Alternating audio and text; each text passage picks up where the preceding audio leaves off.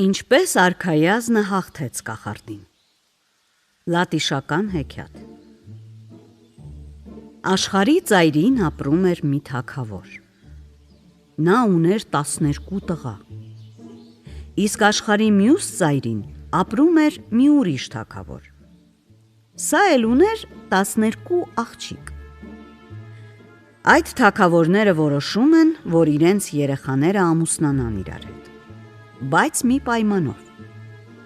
Ավագ արքայազնը պետք է ամուսնանա ավագ արքայադստեր հետ, և մյուս արքայազներն էլ պիտի ամուսնանան տարիքով իրենց հասակակից արքայադստրերի հետ։ 11 արքայազունները ճանապարհ են ընկնում իրենց արքայադստրերի հետ նշանվելու,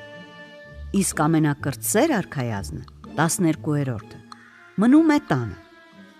Եղբայրները խոստանում են իրենց հետ բերել փոքր արքայադստերը,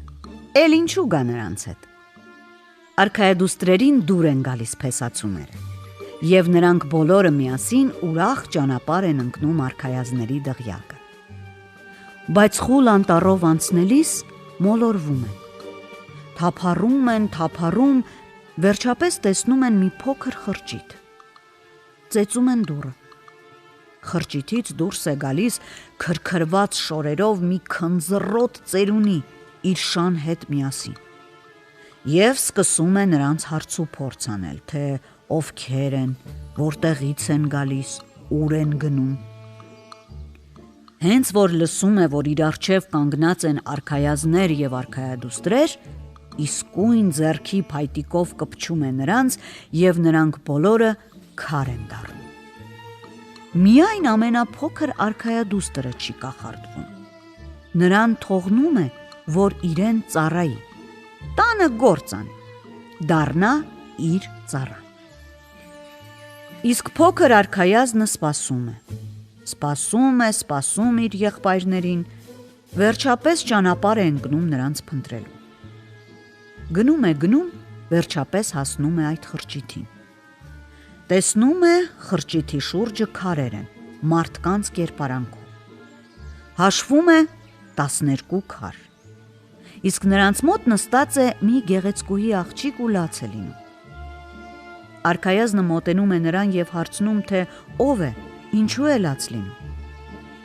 Արքայադուստրը պատմում է նրան իրենց գլխին եկածը, ու նրանք երկուսով մտածում են, թե ինչպես անեն, որ ծերունուն ստիպեն ազատել արքայազուններին և արքայադուստրերին։ Վերջապես ճարը գտնում է։ Փոքր արքայազնը թաքնվում է անտառում և սպասում, թե ինչ է լինելու։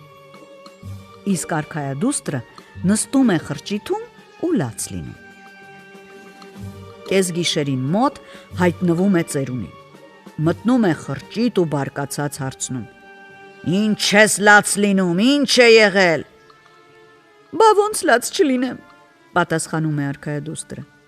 «Դու շատ ծեր ես և շուտով կմեռնես, իսկ ինչ կանեմ ես մենակ այստեղ այս անտառում»։ Ես չեմ մեռնի, զայրացած պատասխանում է ծերունին։ «Ոնց թե չես մեռնի, բոլոր մարդիկ էլ մեռնում են, դու էլ կմեռնես։ Դու ինձ ասա, թե որտեղ է քո մահը, ու ես կիմանամ դու կմեռնես, թե չէ»։ «Քեզ ասում եմ չէ, ես երբեք չեմ մեռնի», զայրանում է ծերունին, ու չի ուզում ասել, թե որտեղ է իր մահը։ Բայց արքայադուստրը ձեռք չի քաշում նրանից, անընդհատ հարցնում է, թե ինչու նա չի մահանալու։ Միայն ասում է այն ժամանակ կհավատամ, երբ իմանամ, որ դու իսկականից անմահ ես։ Վերջապես ծերունին չի դիմանում, աղջկան բացում է իր գաղտնիքը։ Իմ մահը շատ հեռու է այստեղից, ու նրան հասնելը շատ դժվար է։ Անտառ տանող ճանապարհի մոտ մի խաչմերուկ կա։ Այդ խաչմերուկով պետք է ձախ թեքվել ու գնալ մինչև մեծ անտառին հասնելը։ Իսկ այդ անտառում անթիվ անհամար թռչուններ կան։ Ոչ մի կենդանի արարած չի կարող անցնել այդ անտառով, թռչուններն իսկույն կկծահարեն նրան ու կուտեն։ Այդ անտառը մի թագավորություն է, ուր ես կախարդել եմ։ Իսկ թռչունները այդ թագավորության մարդիկ են։ Միայն նա կարող է անցնել անտառով, ով որ 7 փութ ձավար ցպնի այնտեղ։ Մինչ թռչուններն ուտեն ձավարը, նա դուրս կգա անտառից։ Իսկ հետո պետք է երկար գնալ ու հասնել մի ուրիշ անտառի, ուր ապրում են ամեն տեսակ գազաններ։ Այդ անտառն էլ է իմ կախարդած թագավորությունը։ Գազաններն էլ այդ թագավորության մարդիկ են։ Դեռ ոչ մի մարդ չի անցել այդ անտառով, գազաններն իսկույն հոշոտում են։ Անտառ մտնել և այնտեղից դուրս գալ կարող է միայն նա, ով 7 եզան միսը մանր կկտրտի և կգցի գազանների առաջ։ Մինչ գազանները ուտեն միսը, մարդը կհասցնի դուրս գալ անտառից։ Հետո նորից պետք է երկար գնա, մինչև հասնի ծովի ափ։ Իսկ ծովի վրայով կարող են անցնել միայն թռչնի թևով։ Ծովի մեջտեղում մի կղզի կա, կղզու ափին ոսկե պոզերով մի այծիկ։ Արդեն 1000 տարի այծիկը աշխատում է հասնել ուռենու ճյուղին, բայց չի կարողանում։ Կղզու մեջտեղում մի մեծ քար կա։ Այդ քարը պետք է ճեղքել, իսկ դա կարող է անել միայն այծիկը իր ոսկե պոզերով և միայն այն ժամանակ, երբ կուտի ուռենու ոստը։ Քարի մեջ մի բադ կա նստած, բադի մեջ ձու, իսկ ձվի մեջ մի մոմ է այրվում։ Եթե մեկն ու մեկը փչի ու հանգցնի այդ մոմը, ես կմահանամ։ Դե ասա, հիմա հավատում ես, որ ես անմահ եմ, հարցնում է ծեր կախարդը։ Արքայադուստրը լռում է։ Երեկոյան, երբ կախարդը քնում է, արքայադուստրը վազում է անտառ արքայազնի մոտ։ Կախարդի ասածները հատ պատմում է նրան, հետո վերադառնում է խրճիթ։ Արքայազնը արագ պատրաստվում է և առավոտ շուտ ճանապարհ է ընկնում։ Գնում, գիշեր ու ցերեկ գնում է և վերջապես հասնում է թռչունների անտառին։ Դա մի հսկայական անտառ էր և ճյուղերին նստած էին ամեն տեսակ թռչուններ։ Արքայազնը բացում է պարկերի բերանը և 4 կողմը ձավար է ցանում։ Թռչունները վրա են տալիս և սկսում իրար հերթ չտալով, իրար հետ կռվելով կերը խլել իրարից։ Արքայազնը հանգիստ դուրս է գալիս անտառից, իսկ թռչուններն ամբողջ օրը ուտում են ձավարը։ Շուտով անտառը վերջանում է։ Դե թռչուններն էլ կշտանում են, շնորհակալություն հայտնում արքայազնին հյուրասիրության համար և ասում. «Եթե քեզ երբևիցե պետք կա մեր օգնությունը, 3 անգամ կանչիր թռչուններ, օգնության հասեք ինձ, մենք իսկույն կթռչենք կգանք, ամեն ինչ կանենք քեզ համար»։ Արքայազնը ուրախանում է, շարունակում է ճանապարհը։ Շուտով նա հասնում է գազանների անտառին, ու եզան կտրտած միսը սկսում է ցրել 4 կողմը։ Բոլոր կողմերից գալիս են գազանները, կռվում են իրար հետ, կծում իրար, իսկ արքայազնը գնում է անտառով և վերջապես դուրս է գալիս անտառից և տեսնում է, որ գազանները շնորհակալություն են հայտնում նրան։ Շնորհակալություն հյուրասիրության համար, ասում են, եթե երբևիցե մեր օգնությունը քեզ պետք լինի, դու միայն բացականչիր. «Գազաններ, օգնեցեք ինձ, մենք իսկույն կհասնենք»։ Արքայազնը շարունակում է ճանապարհը և վերջապես հասնում է ծովի ափին։ Ինչպես անցնի ծովը։ Եվ թռչուններին է օգնության կանչում։ Թռչունները գալիս են և արքայազնին հասցնում կղզի։ Արքայազնը տեսնում է, կղզու ափին կանգնած է ոսկե պոզերով մի այծիկ և ուզում է ուտել ուռենու ոստը։ Արքայազնը մոտենում է նրան, պոկում է ուռենու ոստը և տալիս այծիկին։ Այծիկը ուտում է, շնորհակալություն հայտնում արքայազնին և ասում. «Եթե իմ օգնությունը քեզ երբևէ պետք լինի, դու կանչիր Այծիկ, այծիկ ոսկե պոզերով, օգնիր ինձ, եւ ես իսկույն կգամ։ Լավ,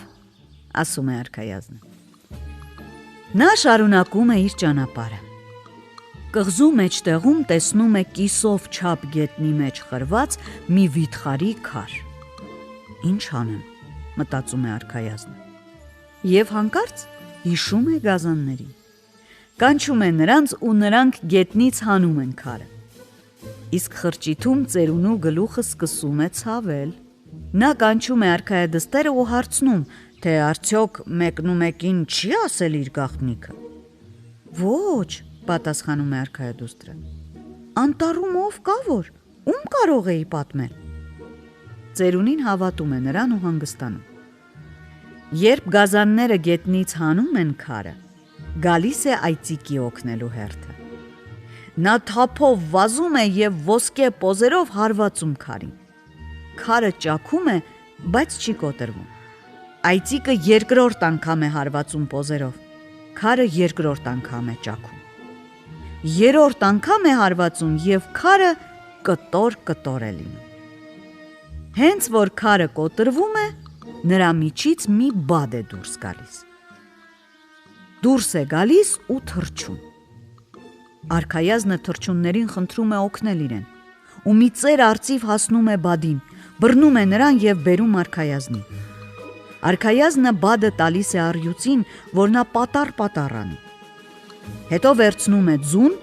եւ շտապում արքայադստեր մոտ։ Իսկ ծեր կախարդը արդեն մահամերձ է լինում։ Հասկանում է նա, որ արքայադուստրը խաբել է իրեն, բայց արդեն էլ ոչինչ չէր կարող անել։ Կանչում է արքայադստերը, գուցե նա կմոտենա իրեն, մի բաժակ ջուր կտա։ Եվ այդ ժամանակ նա իր փայտիկով կդիպչի աղջկան ու քար կդարձնի։ Բայց արքայադուստրը գլխի է ընկնում նրա մտածածը եւ չի մոտենում, ու ջուր էլ չի տալիս։ Արքայազնը բերում է ձուն, իսկ կախարդը հազիվ հաս շնչում է։ Ասում է նա կախարդին. Ազատիր եղբայրներիս եւ արքայադստրերին, եւ այն ժամանակ կխնայեմ քեզ։ Իսկ եթե դա չանես, իսկույն մոմը կփչեմ ու կհանգցնեմ։ Ծերունին կախարդական փայտիկը տալիս է նրան ու ասում. Փայտիկի մյուս ծայրը կպցրու քարերին ու նրանք կկենթանանան։ Կենթանանում են արքայադուստրերն ու արքայազները եւ ասում են, թե իրենք ոնց որ մի քիչ քնել էին։ Փոքր արքայազնը պատմում է, թե ինչ է եկել նրանց գլխին եւ ինչպես է ինքը նրանց փրկել։ Զայրանում են նրանք, վերցնում են ձուն ու ջարդում, իսկ մոմը փչում է։ Կախարդը իսկույն փչում է հոգի։ Հենց որ կախարդը մահանում է, թռչունների եւ գազանների անտառները նորից դառնում են թագավորություններ, իրենց քաղաքներով, դղյակներով ու մարդկանցով։ Իսկ փոքր արքայազնը դառնում է 3 թագավորությունների թագավոր եւ ուրախ ու երջանիկ ապրում իր երիտասարդ կնոջ հետ։